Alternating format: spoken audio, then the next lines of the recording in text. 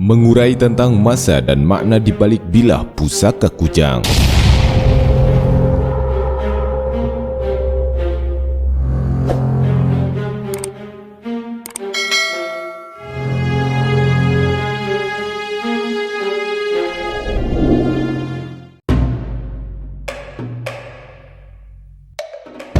Secara umum, kujang dikenal sebagai senjata dan pusaka orang Sunda yang berasal dari Jawa Barat atau Jawa bagian barat termasuk Provinsi Banten.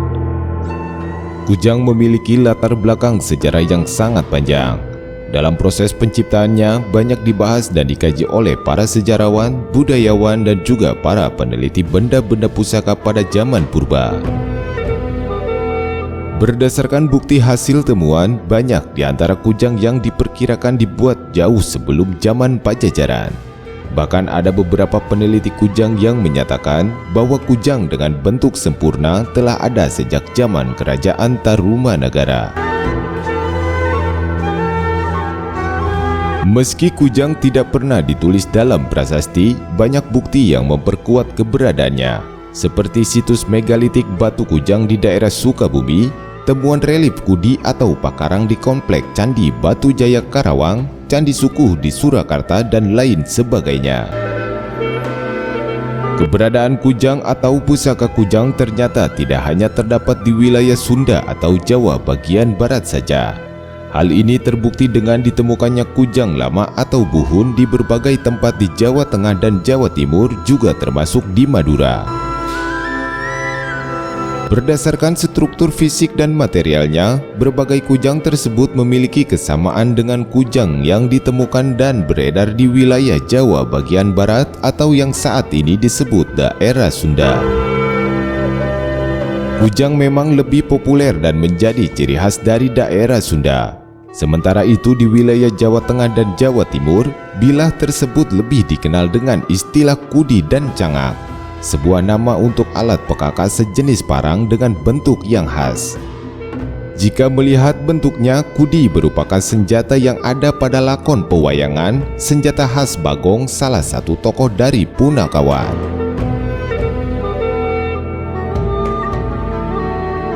Penamaan kujang sendiri hanya terbatas pada kategori atau klasifikasi bentuk seperti kujang ciung, kujang kuntul, kujang naga, dan berbagai jenis kujang lainnya.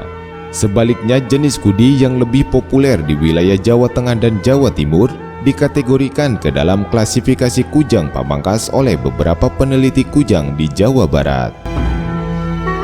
Melihat asal-usul penamaan pusaka kujang, menurut berbagai sumber berasal dari kata Kujawa Hyang atau Kudia Hyang. Dengan tahapan kujang asal kata dari Kudi Hyang atau Kudia Hyang yang menuju kepada Kudayang Sumbi. Rangkaian kata dan nama tersebut mencerminkan sebagai wujud dari dimulainya sistem ketatanegaraan di wilayah Nusa Kendeng atau Dwi Pantara, atau yang sekarang adalah Pulau Jawa yang menjadi poros bangsa Nusantara. Hal tersebut selaras dengan beberapa penjelasan dari salah satu tokoh budayawan sekaligus sejarawan Sunda, Budi Setiawan Garda Pandawa atau lebih dikenal dengan nama Budi Dalton. Menurut beliau, kujang bukan hanya sekedar benda pusaka, apalagi sebuah senjata yang kita kenal sebagai ageman atau pegangan para raja-raja Sunda saja. Namun lebih dari itu, kujang adalah sebuah simbol kedaulatan sebuah negara dan juga sebagai sandi-sandi akan ajaran agung para leluhur bangsa Nusantara.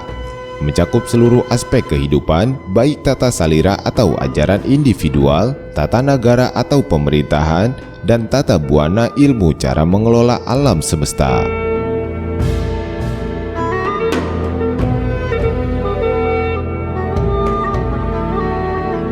Terdapat banyak pertanyaan mengenai keterkaitan kujang dengan keris.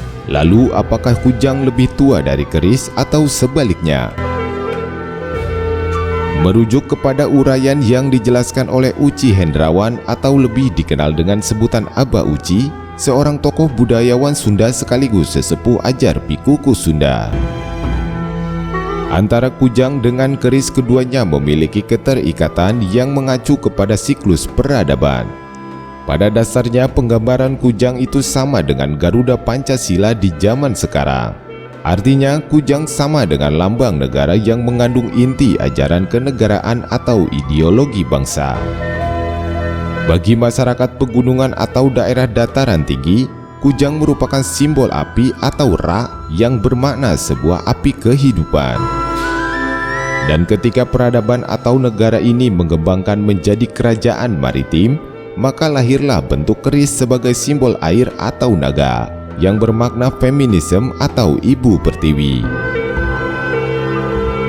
Dari kodifikasi tersebut bisa disimpulkan kujang sebagai Ra dan keris sebagai naga. Dengan demikian terbentuklah konsep naga dan Ra yang kemudian kita menyebutnya sebagai nagara atau negara, sebuah sistem pemerintahan yang berdaulat atas rakyat dan wilayah kekuasaannya.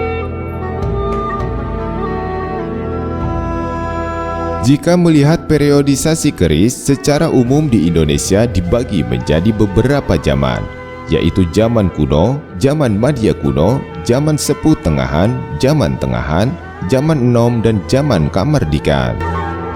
Pada zaman kuno, periodisasi keris dibagi menjadi dua masa, yaitu masa kadewataan dan masa kabudan. Untuk masa kadewataan belum banyak informasi yang menjelaskan tentang keberadaan dan penciptaan keris. Namun untuk masa kabudan, disinilah munculnya informasi dan sumber-sumber yang menjelaskan tentang adanya eksistensi keris. Sebagian pecinta keris menganggap bahwa masa kabudan ini terjadi sekitar abad ke-6 sampai abad ke-10. yakni seperiode dengan masa-masa pembangunan Candi Borobudur sampai dengan masa kerajaan Kahuripan. Jika ditarik pada masa periode kerajaan, dapat kita simpulkan bahwa masa kabudan berlangsung di era Kerajaan Sunda dan Galuh, Kerajaan Kalingga, Kerajaan Sriwijaya, Kerajaan Medang, dan sampai pada masa Kerajaan Kahuripan.